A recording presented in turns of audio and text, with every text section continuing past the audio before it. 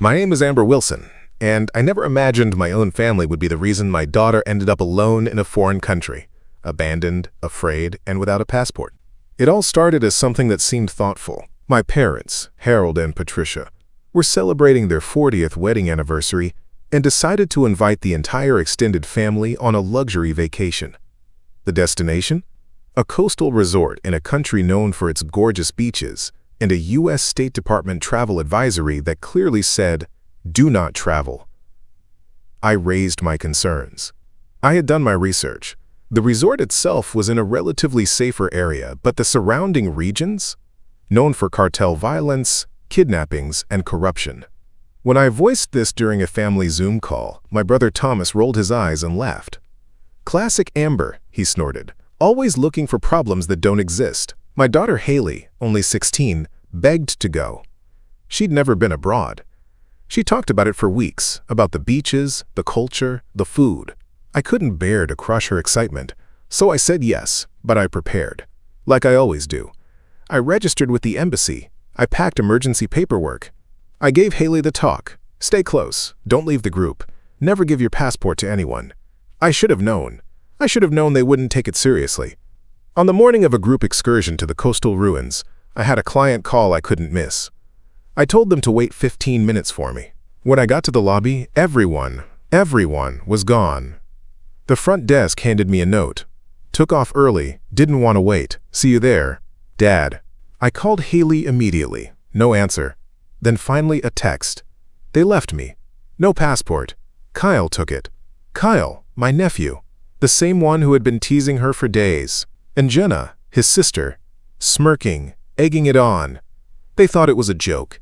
They left my daughter behind, in a foreign country, without a passport, and they laughed. My hands were shaking. I called Haley again. Still no answer. I tried Jenna. Straight to voicemail. My brother Thomas? Ignored the call. I went straight to the front desk, voice rising. "Where did they go? Which driver? Which bus?" The concierge looked uncomfortable. "Ma'am, your group took a private shuttle. It left nearly 40 minutes ago." 40 minutes. My daughter had been left somewhere alone for nearly an hour. I opened the GPS tracker I had quietly installed on Haley's phone before the trip. A green dot pulsed 3 miles away. Not at the ruins. Not near anything tourist-friendly. Just inland. I grabbed my bag, hailed the first driver I could find, and we took off. As we bumped down dirt roads, my mind raced. What had they done? What were they thinking? Then the messages started coming in. From Haley. "I'm in some shop. They said it was just a prank." Kyle and Jenna went back to the ruins. They left me here. They said I was annoying. Said I needed to learn independence. They took my passport as a joke. I couldn't breathe.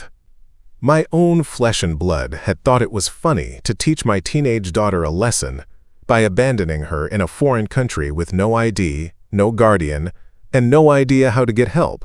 And the worst part? Not one adult in the group stopped them.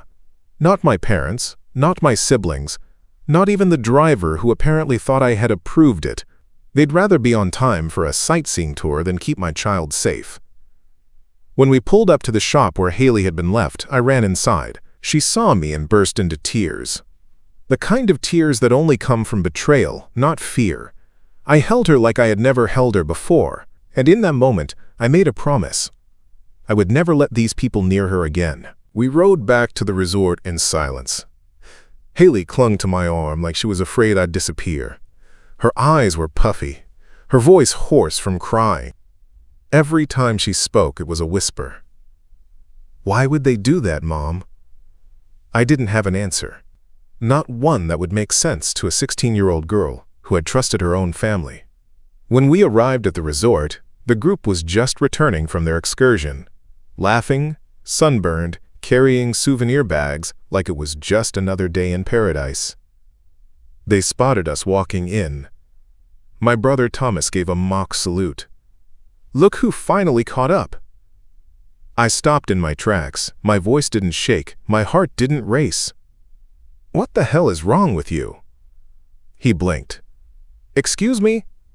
You left my daughter in a foreign town, without a passport, without an adult. You took off and called it a joke." Kyle and Jenna looked up from their phones. My parents exchanged a glance. "Oh, come on," Jenna scoffed. "She's fine. It wasn't that serious." "Not that serious," I said, stepping closer. "Do you have any idea what could have happened to her? No ID, no guardian, in a country where we don't even speak the language fluently. And you think that's not serious?" Thomas raised his hands. "We didn't think you'd freak out like this. It was just to teach her a little independence." "No," I snapped. "It was to humiliate her, to isolate her. And you did it because you're cruel, not clever." My father stepped in then.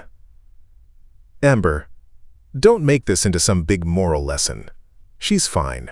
No harm done." I turned to him. "There was harm done. You just don't care to see it." My voice cracked just once. Not from weakness, but from fury held too long.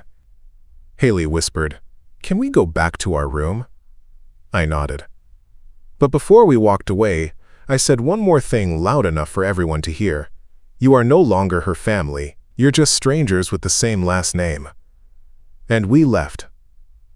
Not just the lobby, but the version of family I had tried so hard to believe in.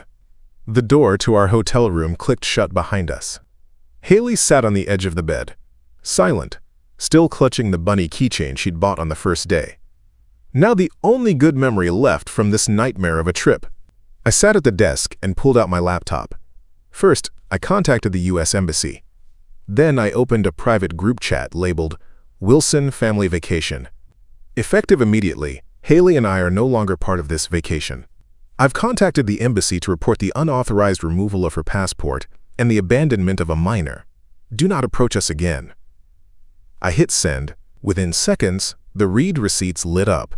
Jenna replied with a single eye roll emoji. Thomas sent, "Oh, come on! Drama queen much?" My mom wrote, "Let's just talk about this calmly." My dad added nothing. But then, Kyle responded, "I'm sorry. I didn't think she'd be scared. I didn't mean for it to go that far. It didn't matter. Apology or not, damage was done." I called the front desk and asked to be moved to a different building. I paid out of pocket to extend our stay by 2 days, far away from them. Then I booked an earlier flight home. I'd handle the passport issue once the embassy confirmed my request. That evening, as the sun set over the resort's glittering beach, I sat beside Haley and told her the truth. "We're going home early." She looked up at me, eyes tired but relieved. "Really?" "Yes. You and me. No more fake smiles. No more walking on eggshells." She leaned her head on my shoulder. "Will they be mad?" "Probably," I said. "But their anger isn't our responsibility anymore." For the first time, she smiled. And so did I. Because this wasn't just the end of a vacation. It was the beginning of freedom. 2 days after landing safely back in the States, I thought the worst was over. Haley was sleeping better. I had filed a report with the embassy about the passport incident. Life was slowly returning to something that resembled normal. Until I checked my phone. Overnight, my Facebook inbox had exploded. Not with support, but with messages dripping in sarcasm and condescension. From my cousin Marianne. "Wow! Way to ruin a whole family vacation because your daughter couldn't handle a little heat." From Jenna. "Hope your little meltdown was worth the drama. Grandpa hasn't stopped pacing since you left." And then, the post. Thomas had written a long, public rant on Facebook. Some people think being a parent means sheltering your kid from every uncomfortable moment. A little independence never hurt anyone. But sure, let's call it child endangerment because someone didn't get their way. Meanwhile, the rest of us are still trying to enjoy what's left of a family that used to matter. Hundreds of likes, dozens of comments. People I hadn't spoken to in years chimed in with their 2 cents. Amber's always been overdramatic. Poor Haley.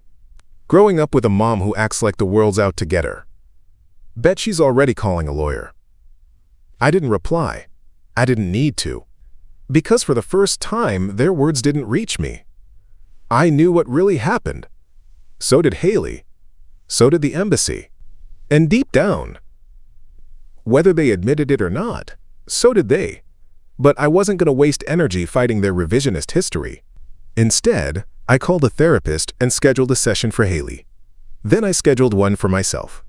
Because healing wasn't going to happen by waiting for apologies that would never come. It would come from choosing peace over noise, and teaching my daughter that walking away from people who refuse to protect you is not weakness, it's power. I hadn't heard from anyone in the family who wasn't attacking me, until I got a knock at my front door. It was Melissa, my second cousin. We'd grown up together, but over the years had drifted apart. She lived out of state now, and had quietly declined the vacation invite months ago. She stood there with coffee in one hand and a concerned look on her face. "Can I come in?" she asked gently. I hesitated for a second, then nodded. She didn't say much at first. Just handed me the coffee, sat down at the kitchen table, and let me speak. I told her everything. From the way they took off that morning, to the moment I found Haley terrified in that little shop, to the online posts trying to rewrite what had happened. When I finished, Melissa just shook her head. "I believe you," she said, "and I've seen how they are. How they protect each other even when they're wrong. That's not family. That's a cover-up." I felt a lump rise in my throat. Not from sadness, but from relief. Someone finally understood. Then she added, "Have you ever thought about telling your story? Really telling it?"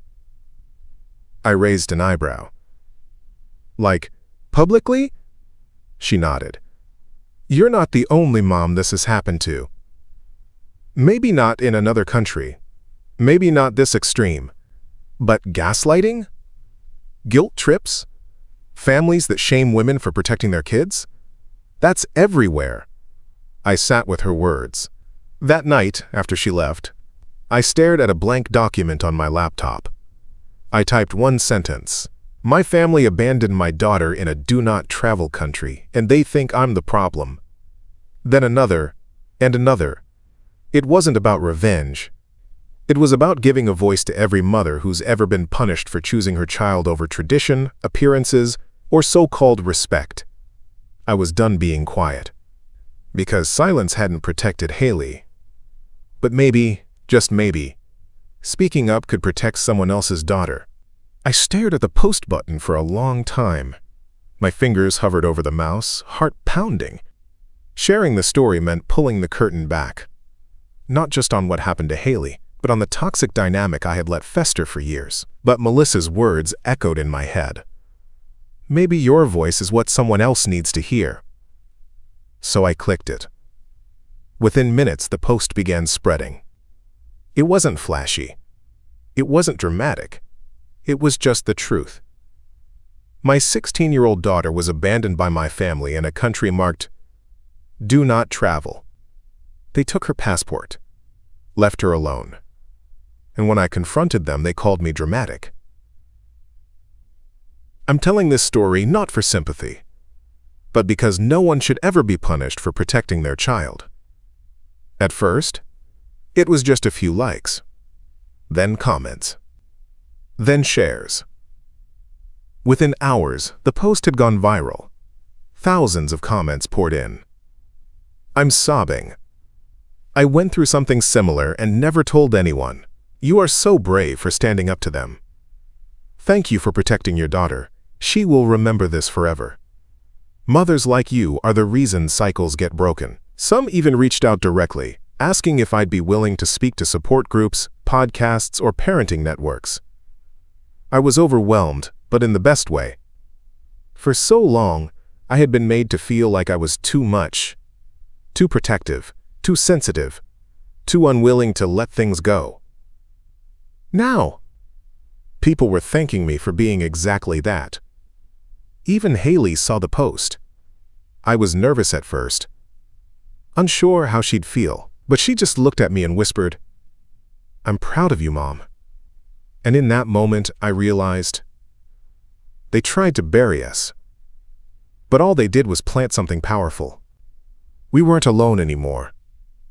We were part of a movement, one built on truth, courage, and the refusal to stay silent.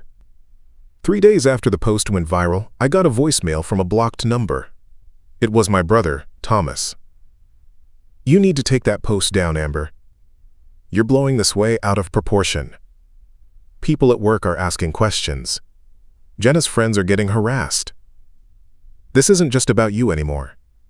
Take it down, or we'll make sure you regret it." I sat there for a moment staring at my phone. Not a shred of remorse. Not a hint of accountability. Just threats, wrapped in victimhood. I forwarded the voicemail to Melissa, and she called me instantly. "That's intimidation. You should report it." But I didn't. Not yet. Instead, I opened my inbox and saw something else. Messages from mothers, survivors, therapists, social workers. Some shared their own stories. Some asked how they could help. Some just wrote, "Thank you for not staying silent." One message stood out. It was from a woman named Leah in Colorado. "My sister left my son at a train station when he was 8 because he was being annoying. I didn't speak up. I regret it every day. Thank you for doing what I couldn't." That was when I realized something powerful. My truth wasn't theirs to control anymore. They could spin, lie, post, gossip, or threaten. But they couldn't silence me. Not now. Not ever again. I posted an update that night. "Yes, I've received threats from members of my own family. No, I won't take this down." If you're more upset about the world knowing what you did than about actually doing it, that says everything. Thousands more responded. And with every message, the fear inside me shrank, while the fire grew. They didn't want accountability. They wanted silence. But what they failed to understand is this. The moment you protect your child at all costs is the moment you become unstoppable. It started with an email, subject line, "We'd like to invite you to speak." It was from a coordinator at Safe Horizons International, a global nonprofit focused on child safety, family advocacy, and parental rights. They had seen my viral post. They had read the follow-up, and they wanted to hear more. "Your voice is powerful. Your story reflects what thousands go through silently. We're holding a virtual panel next month titled, 'When Family Fails, Protecting Children Beyond Bloodlines.' Would you join us?" I stared at the message in disbelief. Me? Speak on a panel? For years, I was the woman who kept her head down, who kept family secrets hidden under layers of forced smiles and Sunday dinners. I never imagined myself as someone who would be asked to speak publicly, especially not because of something so raw. But Haley walked in just then, holding her homework folder, her hair still wet from a shower. She smiled when she saw me, and I knew. I clicked reply. Yes, I'd be honored. Over the next few weeks, I prepared. Not just facts and stats, but truths.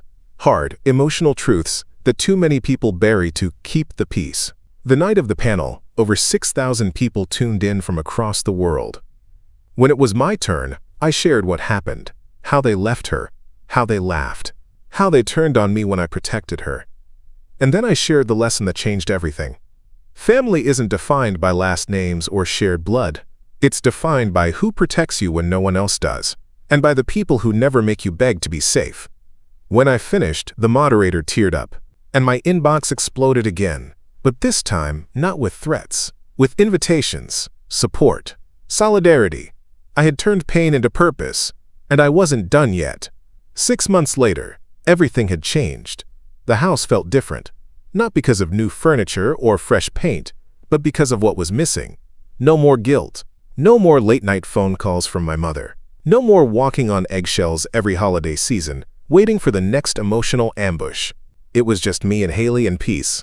We had started new traditions, Sunday morning walks, movie nights, cooking weird international recipes together. She laughed more now. She slept better. She didn't flinch when someone raised their voice in public anymore. One night, while folding laundry, she said quietly, "You know, Mom, I feel safer now than I ever did before, even when we were surrounded by all of them." I stopped folding, looked at her. "Why?" I asked softly. She shrugged, then smiled. "Because now I know you'll always choose me, even if no one else does." That was it. That was the reward for everything. Not the viral post, not the speaking engagements, not the applause. It was that smile, that trust, that peace. I had spent so much of my life trying to prove myself to people who would never see me, trying to keep a place in a family that was only ever a battlefield. But now I saw the truth clearly. Sometimes walking away isn't about giving up. It's about growing up. It's about breaking a cycle so your child never has to feel the loneliness you once accepted as normal. It's about building something better from scratch and knowing deep down that you are enough. Haley turned to me that night and asked, "Do you miss them?" I thought about it, and for the first time, I didn't lie. "No, sweetheart, I don't." We went back to folding shirts, humming to music, windows open, breeze rolling in, free, safe, together. That was our new definition of family. And this was just the beginning.